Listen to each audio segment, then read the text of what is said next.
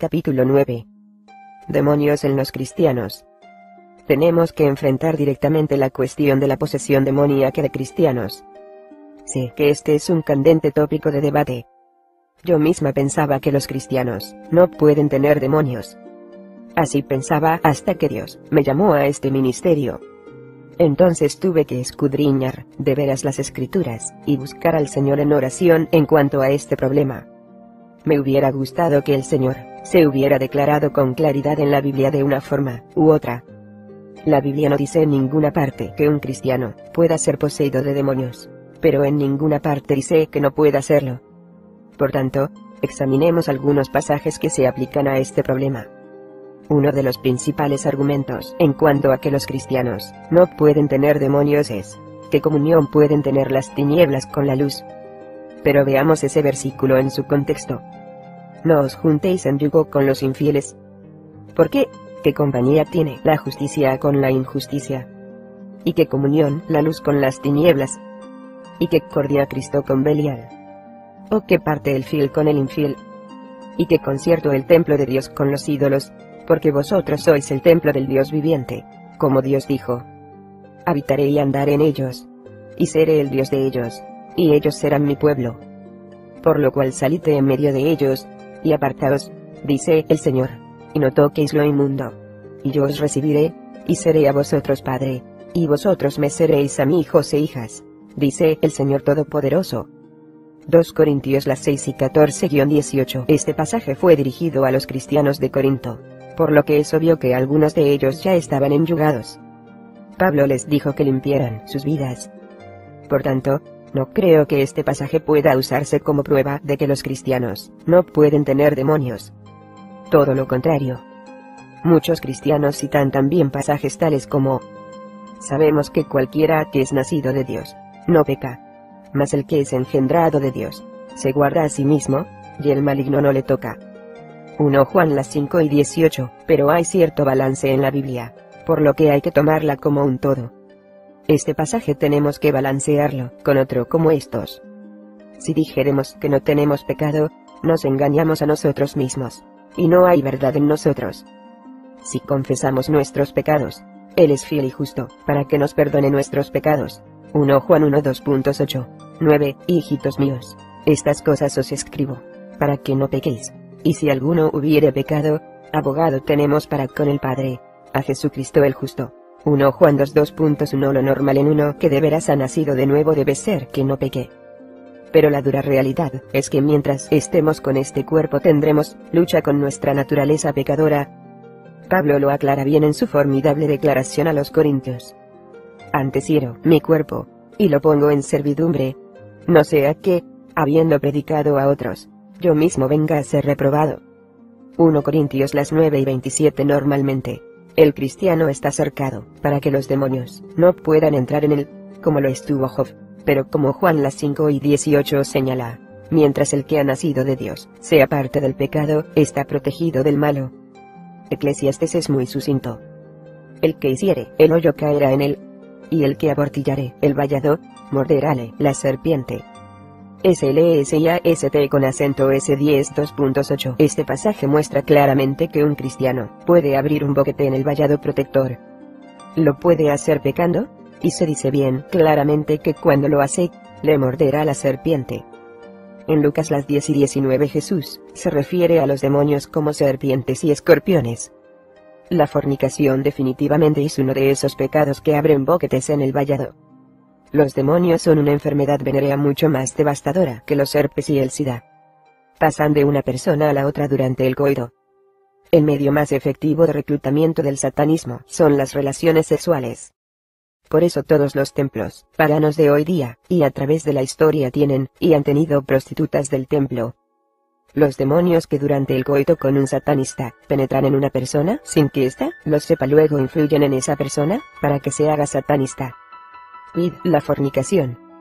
Cualquier otro pecado que el hombre hiciere, fuera del cuerpo es. Mas el que fornica, contra su propio cuerpo peca. Glorificad pues a Dios en vuestro cuerpo, y en vuestro espíritu. 1 Corintios 6 y 18 y 20. Para mí los vallados aportillados, o con boquetes, son puertas de entrada. He escrito mucho más sobre este tema en el capítulo 10. Me da gracia cuando alguien muy pietistamente me dice que un cristiano no puede tener demonios, porque es templo del Espíritu Santo, y los dos no pueden estar en casa al mismo tiempo. Salomón lo dice mejor que nadie. Es verdad que Dios haya de morar sobre la tierra. He aquí que los cielos de los cielos, no te pueden contener.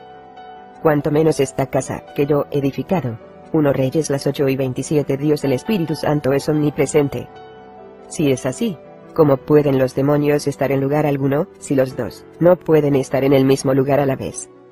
Así que, amados, pues tenemos tales promesas, limpiémonos de toda inmundicia de carne y de espíritu, perfeccionando la santificación en temor de Dios. 2 Corintios 7:2.1. Esto fue dirigido a los cristianos. ¿Hay palabra que describa mejor a los demonios que inmundicia? Jesucristo nos limpia de todo pecado, para que podamos ser coherederos con Él. Pero tenemos que tomar el poder y la autoridad que tenemos a través de Jesucristo para limpiarnos de toda inmundicia o demonios. Tan pronto aceptamos a Cristo, los demonios se convierten en intrusos, y no tienen derecho de permanecer en nosotros, a menos que con nuestros pecados o ignorancia, les demos pie legal para hacerlo. Este pasaje de 2 Corintios 7:2.1 es también importante, porque algunos ministros de liberación dicen que los demonios no pueden tocar el espíritu humano, porque está sellado con el Espíritu Santo. No he hallado pasaje que dé validez a tal creencia. Este pasaje nos muestra que nuestros espíritus sí pueden verse afectados por los demonios, pues, si no, no diría que debemos limpiar nuestro espíritu de inmundicia.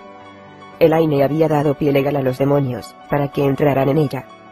Así tuvo que tomar la decisión de valerse del poder y la autoridad que tuvo a su alcance desde que aceptó a Jesucristo como su Señor y su dueño para recuperar el terreno concedido, y echarlos fuera. El Señor me puso a mí, para que la ayudara. A mí personalmente el Señor nunca me ha mandado echar fuera un demonio de alguien que no sea cristiano, porque no hubiera servido de nada. Los demonios tendrían libertad para regresar con muchos demonios más, y la persona quedaría peor que al principio. Los únicos casos en que he expulsado demonios de personas que no son cristianas, se ha tratado de niños pequeños. Estos son un caso especial, porque no han alcanzado la edad en que uno tiene que dar cuenta a Dios. Sin embargo, estoy al tanto de que Jesús echó fuera los demonios de un hombre en tierra de los Gadarenos. Obviamente aquel hombre no era cristiano. Sin embargo, se volvió cristiano, como lo demuestra su deseo inmediato de seguir a Jesús. Estoy segura de que habrá veces en que el Señor ordenará a un cristiano echar fuera los demonios de un incrédulo. Pero dudo que suceda con regularidad, y, con toda seguridad, es preciso que se prosiga con prontitud la labor de llevar a la persona a los pies del Señor, o si no será peor que al principio. El año pasado, participé en un caso muy triste en que se echaron fuera los demonios de una joven que no era cristiana. Tristemente, los cristianos que participaron no se ocuparon de si ella era cristiana o no, y no la llevaron al Señor inmediatamente después de su liberación. La consecuencia fue trágica. Ojalá pudiera yo decir que es el único caso que he encontrado, pero no es así. He aquí lo sucedido. Kiss no es su verdadero nombre, es católica. Se relacionó con un grupo carismático católico a través del cual asistió a un estudio bíblico que pronto se transformó en un culto.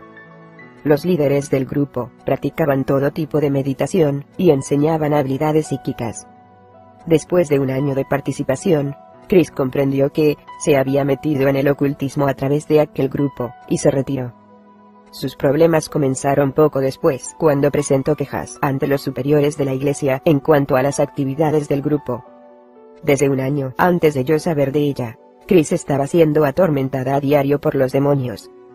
Con frecuencia sentía como si le arrojaran agua hirviendo sobre diferentes partes de su cuerpo, y a veces le aparecían quemaduras físicas.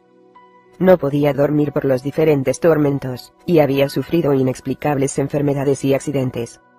Hasta se fue a otra ciudad, pero no tuvo alivio. Procuró el consejo de varios sacerdotes católicos, pero ninguno la pudo ayudar. Por fin supo de mí a través de unas grabaciones. Le hablé en diferentes ocasiones, pero no quería ordenar a los demonios que salieran, porque no era cristiana, y rechazaba la literatura sobre la Iglesia Católica que yo le ofrecía, como lo detallo en el capítulo 11. Yo sabía que no iba a poder mantenerse libre de demonios sin primero convertirse en verdadera creyente en Jesucristo, ni iba a poder mantenerse libre mientras permaneciera ligada al sistema católico romano.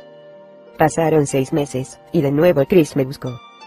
2 semanas antes de este último contacto, había asistido al culto de una iglesia protestante de su zona que practicaba la expulsión de demonios. Pasó al frente después del culto para pedir liberación.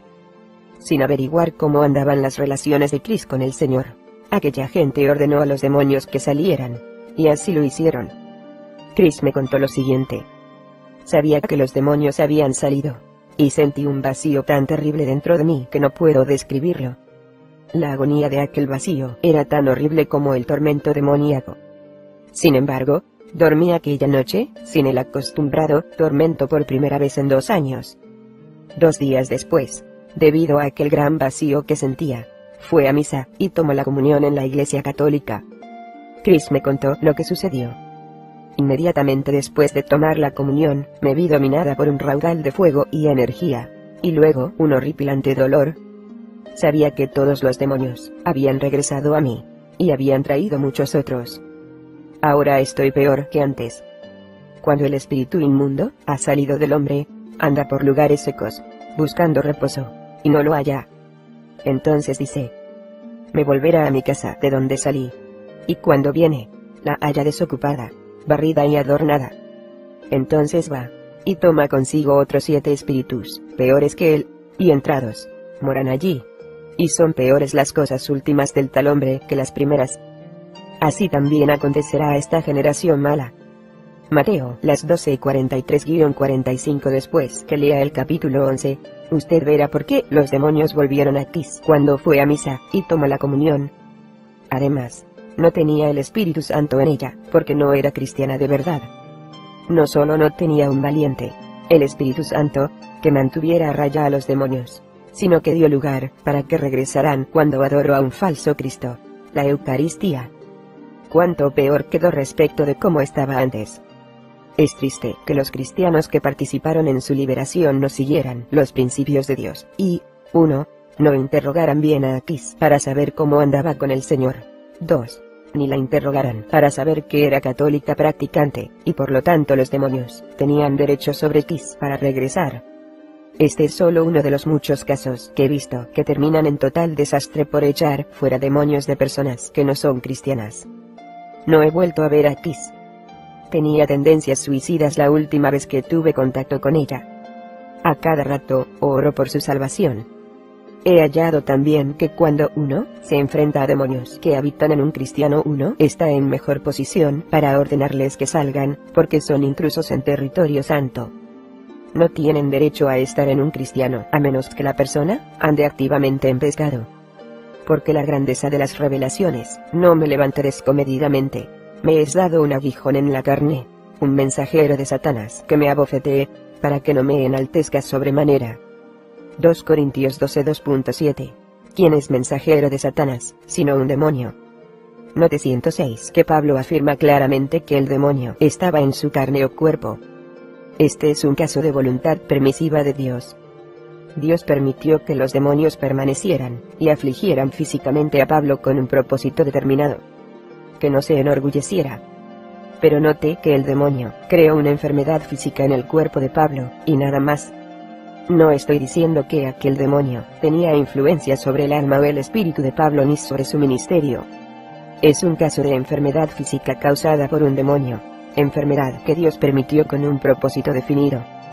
Creo que muchos cristianos necesitamos una espina así, pues el orgullo es lo que empuja a muchos a afirmar que los cristianos no pueden tener demonios.